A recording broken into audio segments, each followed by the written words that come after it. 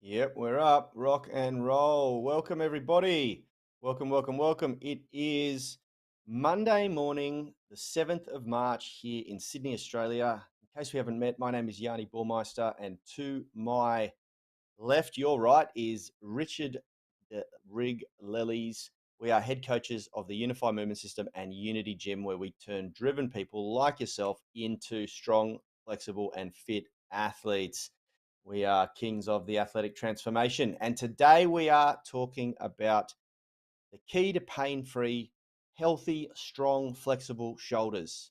We couldn't fit all of that into a nice looking title, so we went with something a little shorter. How are you, Rich? Good, Yanni. I'm good. I think this is an important topic for most people to understand, especially if you're sort of like not the most experienced person in the gym lifting weights, and you're still wondering how to, perform most movements, upper body movements wise. I think this is like a foundational um, cue that most people can learn and need to know in order to get really strong and ultimately like pain free with your shoulders. Absolutely. This was a big breakthrough for me, correcting postural issues that I had sort of grown up with and developed, made worse with my boxing experience. Before we get started, I want to encourage everybody on YouTube to smash that like button. I've just done that, and it does help us a little bit. It helps hack the YouTube algorithm. And leave a comment if you're watching live so that we can send you some love. Tell us where you're tuning in from. Also, a reminder, if you haven't already, jump over and join the UMS Movement Mastermind Facebook group. It's a private group. You've just got to apply, request to join, and answer a couple of key questions so that we can help you grow and learn. And shout out to Dave Clark, who's over there, who's jumped in and said hi. Hello, back at you, brother. And anyone over there on the Movement Mastermind, let us know who you are, where you're tuning in from. We'd love to know more about you if we haven't met already. Today they have a flexibility challenge, 5-day flexibility challenge kicking off. It kicked off this morning. The first live Zoom call with Rad was a few hours ago, and everyone loved it. Today was all about achieving a breakthrough in your theory knowledge and mindset around training, and that continues all this week. They're also doing a 20-minute flexibility routine every day. So they've got a physical intervention and they're doing theory. It's a great little course, and it's fully complimentary if you join that group. Uh, all right, let's dive in. So this one comes from last week. We had a really insightful coaching call in our UMS coaching group, helping one of our newer members who's absolutely striding forward in his physical capability, and he's going to have a great future.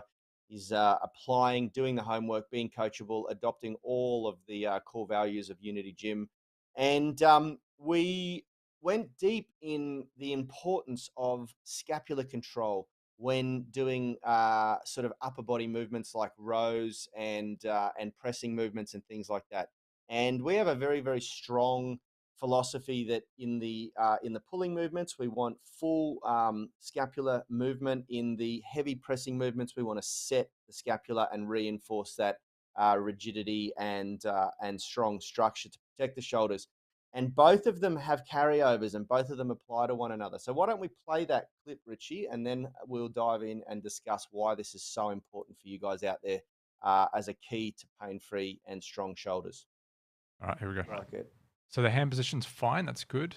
But immediately what I can see first thing is the shoulder positioning. Yeah, Um, shoulders are shrugging. Shoulders are shrugging, but also protracting and rolling forward. We want to do the exact opposite. So we want to roll those shoulders back, retract, and depress. So you can see shoulders starting to lift up and then really turning over right at the top there. We want to hold those shoulders the other way. Retraction, depression.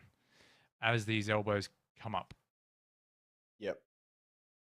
That's exactly what I was going to say. So what I want to really see, Tom, in the next video is a really conscious effort to initiate.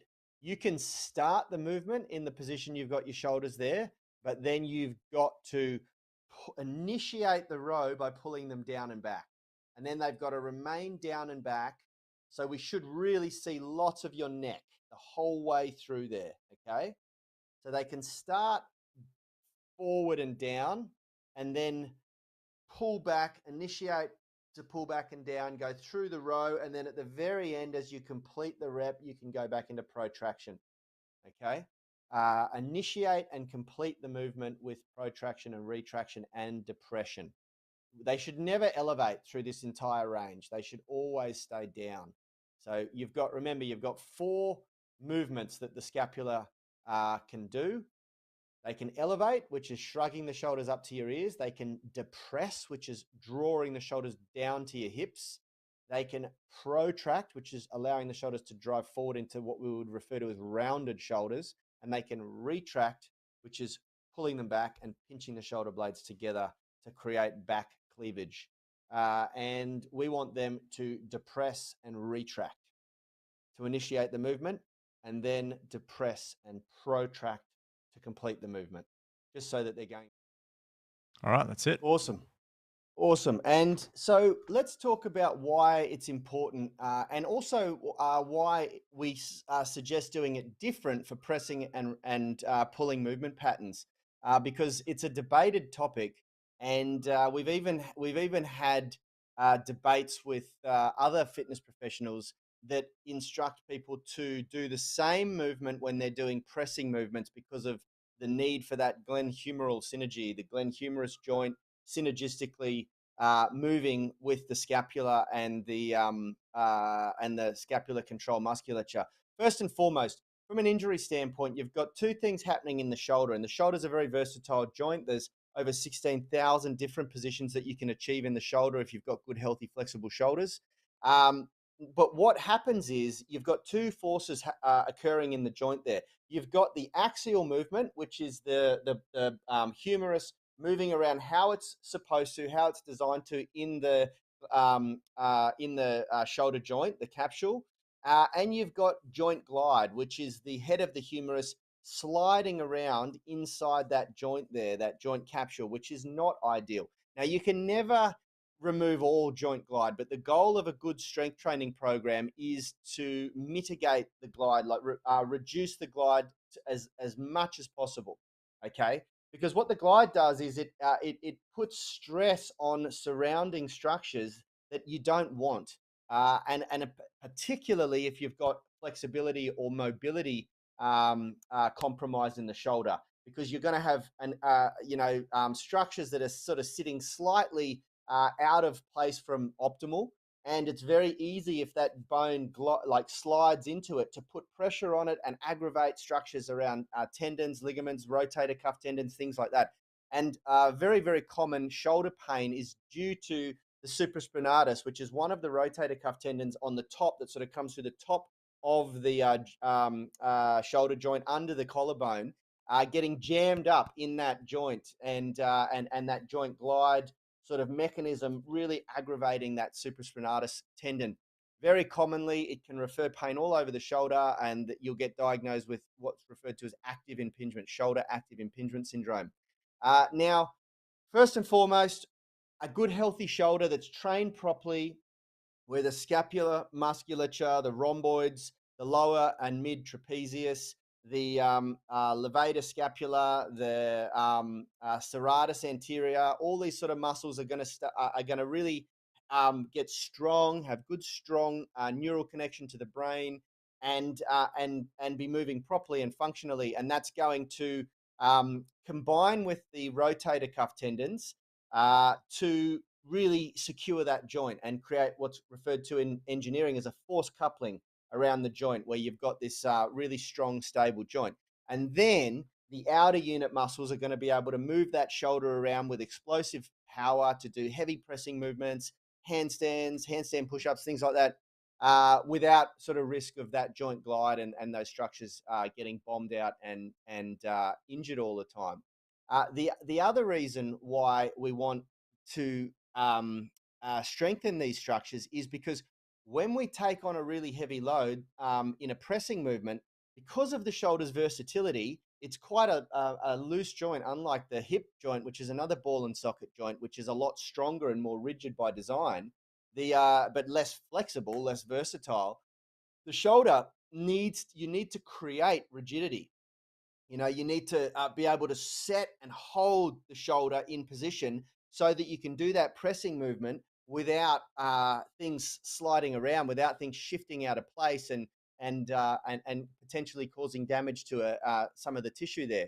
So when we drill these rowing movements, whether it be a vertical pull movement like a chin up, where we set, initiate, and then pull through, or whether it's a horizontal pulling movement where we set, pull through, and row, we're reinforcing and strengthening the musculature that is going to be holding it down when we're doing our heavy pushing movements. So we've got those two reasons. We're going to maximize the stability in the shoulder girdle for heavy pressing or handstands or anything like that. And we're also going to be creating that stability in the deep stabilizers so that there's less chance that we cause ourselves impingement pain and rotator cuff tears and things like that. Richie, have you got anything that you want to add? Summed it up pretty well. Like that's really a big part of why we do it. And like if you're someone that is really looking to enhance your physique, how you look, bodybuilding, or just you just want to develop a nice, well-rounded physique, like understanding like that the shoulder does more than just move the arm bone in the socket. You've got that scapular movement through so many different planes that that's a big part of developing a nice upper back. So for people that are just in the aesthetic side of things, it's going to really help out with that. But also, like, staying injury free is going to enhance that as well, because the longer you can train for without these breaks of injury, the better you can spend time on developing that that muscle mass. Yeah. Yeah, absolutely. It's a So very it's really important for valid, everyone, like yeah, very performance valid point. wise, strength wise, physique wise. Like you need to know it really. Yeah, absolutely. That's a very valid point. A lot of people struggle to, um, if you're training for muscular hypertrophy, struggle to fill out the upper back and shoulders.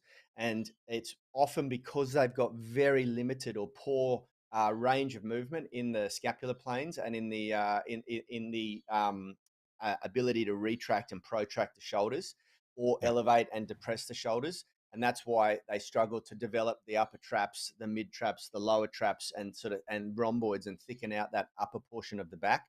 So that's a Yeah. really, really valid point. It's also really, really important for posture, for us to be able to stand up straight, and a lot of people struggle with that because postural wise, every hour that you sit at your desk here, like we're doing now, you need to compensate for that in your training. Like you have to be able to reverse that because you're sort of evolving, you're adapting, you adapt to what you do most. And none of us train at the gym as much as we sit at our desk on the computer nowadays. We're all some way, shape, or form, whether we like it or not, interacting in the metaverse all day. Here watching Zoom calls and Yep. working and whatever.